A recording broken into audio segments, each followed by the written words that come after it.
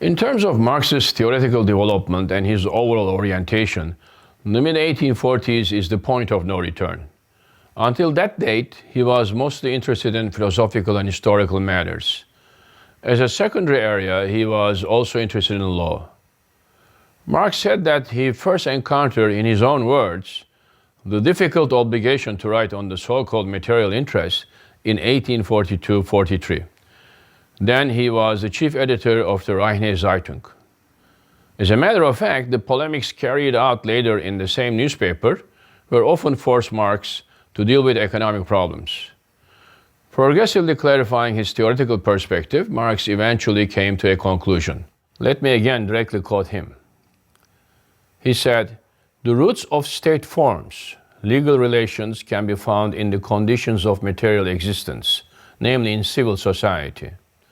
And he continued, also added that the analysis of civil society, however, must be sought in political economy itself. His more focused studies on political economy later restarted in Paris in 1845, continued in Brussels, and eventually again, in his own words, the general conclusion that guided his further studies was reached in 1846. This is what we mean by identifying the mid-1840s as the point of no return. Marx's arrival at this general conclusion guided his and Engels' theoretical and political work from that period on. What is this general conclusion? Simply put, it is the view that society's transformations in history can only be understood with a materialist perspective. These dates and conclusions I mentioned so far are directly extracted from the preface of the contribution to the critique of political economy. And this is the book, generally considered as the first version of Capital, published in 1859. Although Marx said that his initial interest in economic issues began in 1842, it is more appropriate, I think, to date his serious dedication to economic matters and political economy as 1844 through 1846. It is in this period that German ideology was written with Engels, but not published during their lifetime. Marx also referred to general conclusion I mentioned earlier as our way of thinking, meaning his and Engels' way of thinking. He pointed out that this view was, for the first time in a scientific manner, presented in The Poverty of Philosophy, 1847 book, in which he harshly criticized Proudhon's views. We know that towards the end of his stay in Paris, in February 1845, Marx signed a contract with a publisher to publish his work, tentatively entitled A Critique of Politics and of Political Economy. This book was based on both economic and philosophic manuscripts of 1844 and his earlier manuscript contribution to the critique of Hegel's philosophy of law. This plan did not materialize, and the contract was cancelled because Marx was busy writing other works and because of the fact that, again, in Marx's own words, the publisher was afraid of transactions with such revolutionary-minded author. Politically speaking, the next several years was probably one of the most active periods of Marx and Engels. Their participation in the revolutions of 1848, involving the establishment of the Communist League in June 1847, working on the Communist Manifesto on behalf of the League, and eventually publishing it in February 1848, just before the February Revolution in France, were some of the high points of the period. In this period, Marx and Engels were expelled from Belgium, France, and Germany because of their political activities. We know that Marx finally returned to his systematic studies on the political economy again in London in the 1850s. In London, working on Capital's scope and the content, he used many of his earlier works, including, for example, economic and philosophic manuscripts of 1844 and other texts never published in his lifetime.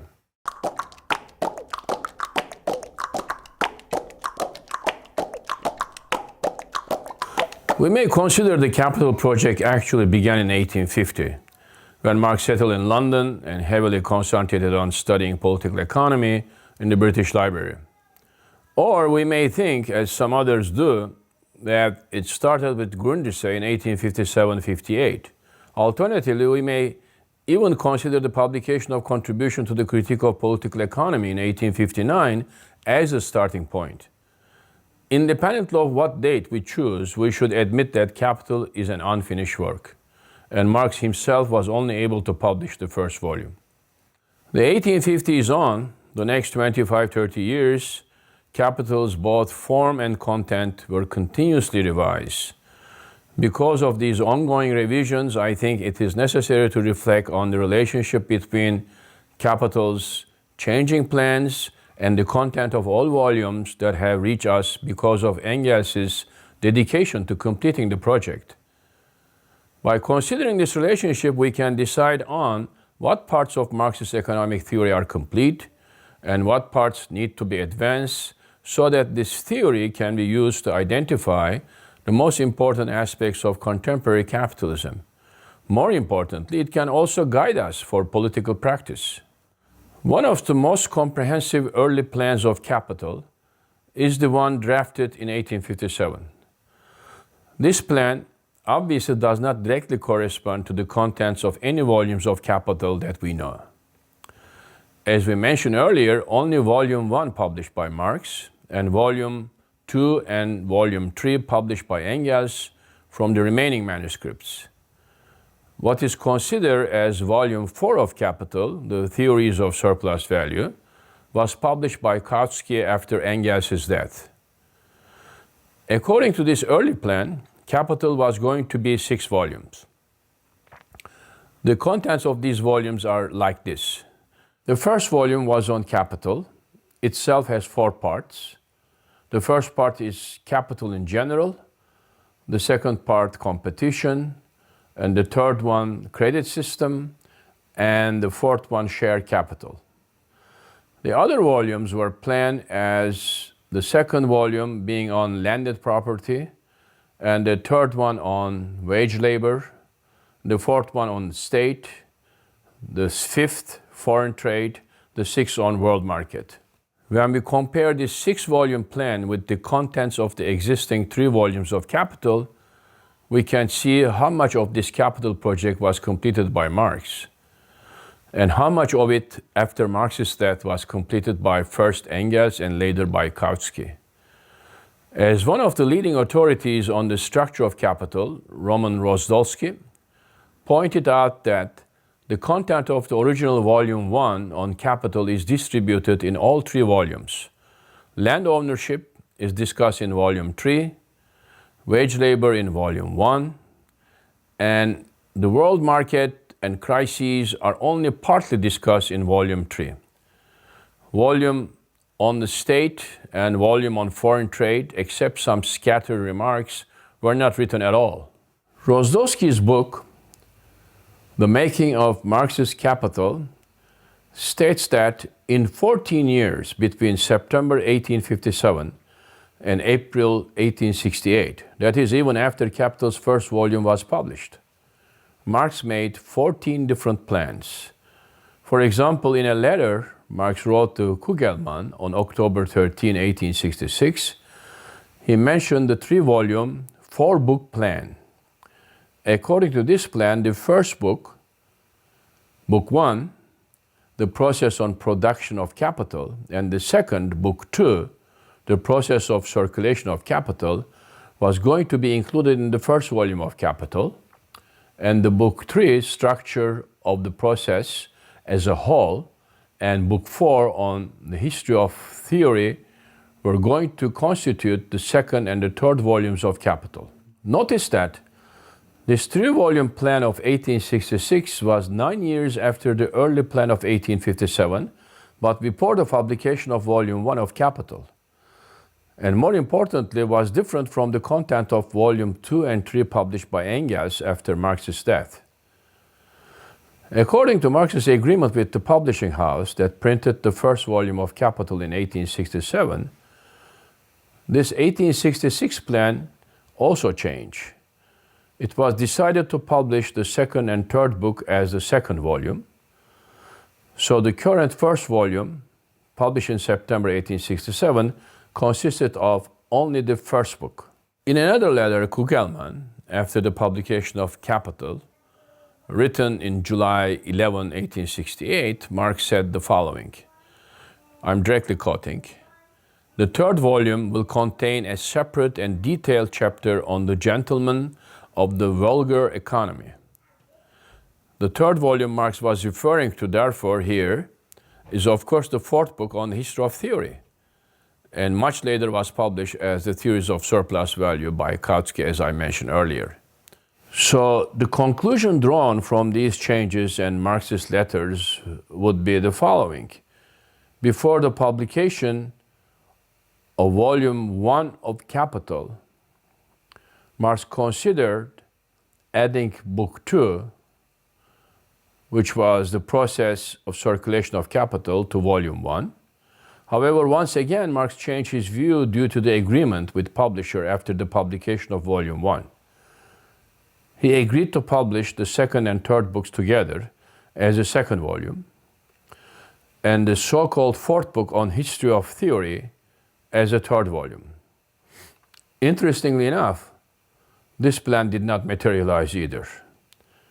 Engels himself made the final change after Marx died and published the second and third books as the current second and third volumes of Capital.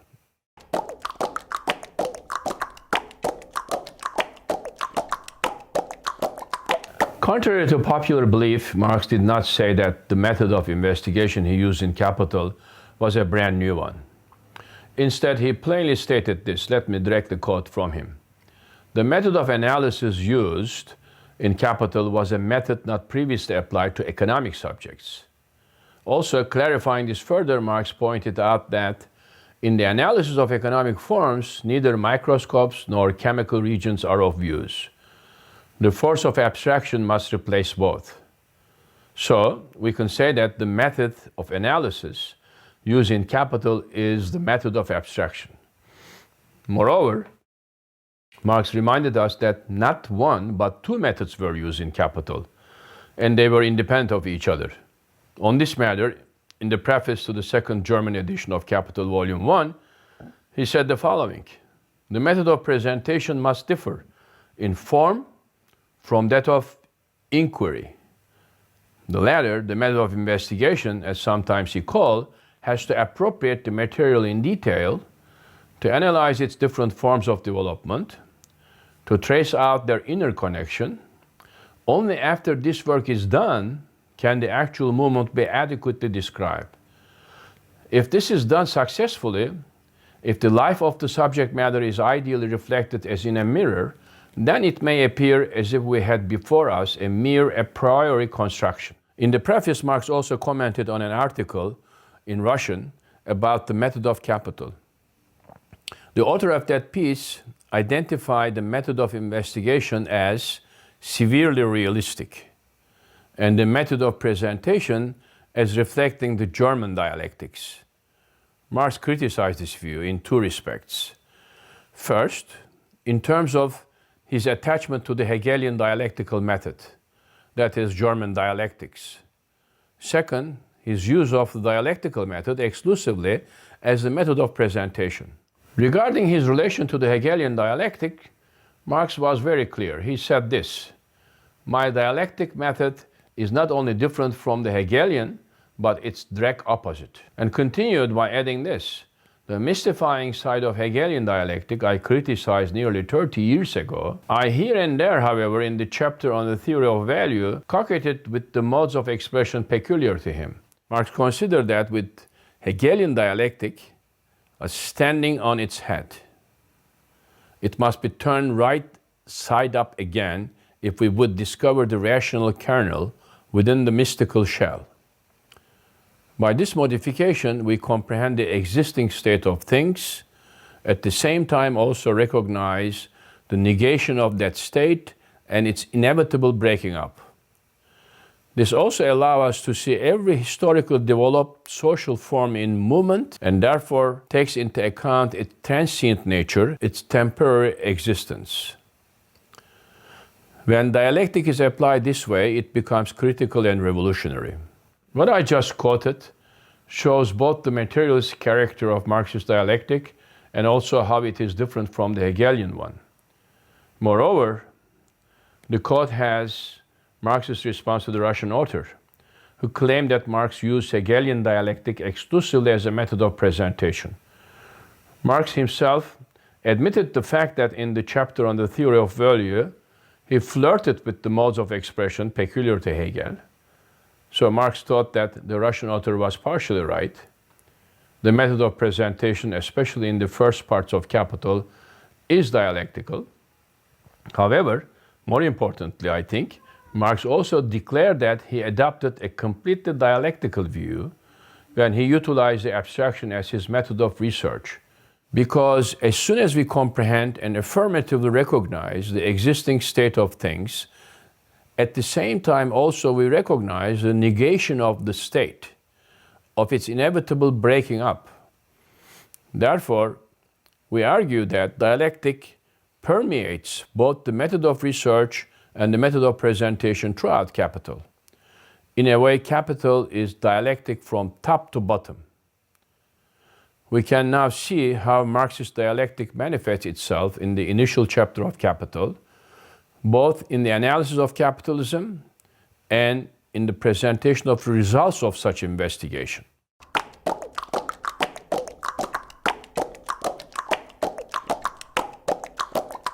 In fact, the very first two sentences of Capital are examples of such use of dialectic. Directly quoting from the book. The wealth of those societies in which the capitalist mode of production prevails presents itself as an immense accumulation of commodities, its unit being a single commodity. Our investigation must therefore begin with the analysis of a commodity. The first sentence conveys a result of an investigation that utilizes abstraction as a method of inquiry. The object of this investigation was capitalism itself. An initial observation of capitalism as an immense accumulation of commodities identifies the very object of analysis as capitalism, which is in motion. Capitalism is literally busy in accumulating commodities. What is observed as wealth, therefore, is the manifestation of that accumulation, which takes place in time.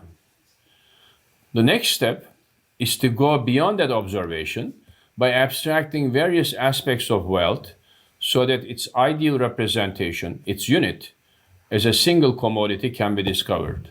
Only after that discovery, the results of the investigation can be presented.